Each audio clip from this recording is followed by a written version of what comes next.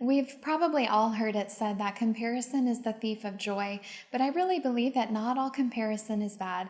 Of course, there is unhealthy comparison where we compare our weaknesses to other people's strengths or the things that we don't have to what other people do have. That can often steal our joy, but there's also a healthy comparison where we learn from the examples of other believers around us, mature believers who are walking with God in ways that we haven't quite tapped into yet. There are principles and examples that we can learn from, of course, in the Bible, but also in mature believers around us who are setting godly examples with their lives. And so I want to share a couple of questions to ask ourselves as we're comparing ourselves to other people. We can first ask, am I comparing myself to something that is true? We shouldn't be comparing ourselves to things that are false. We don't want to compare our real lives to someone's highlight reel on Instagram.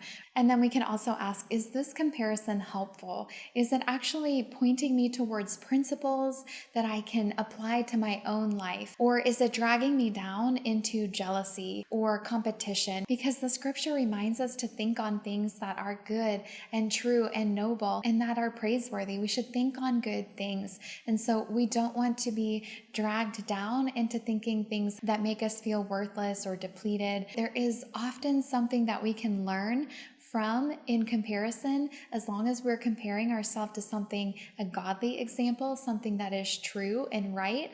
When we're comparing ourselves to that, there is something that we can learn, a principle or quality or practice that I can apply to my own life. And then we also want to ask, how do I respond to this? As we see in the example from Cain and Abel, where Cain compared himself to his brother Abel, whose sacrifice was better than Cain's, Cain chose, rather than to learn what pleases God, he chose rather to be jealous and angry, and he ended up falling into sin and killing his brother. So how we respond to that comparison is the most important thing.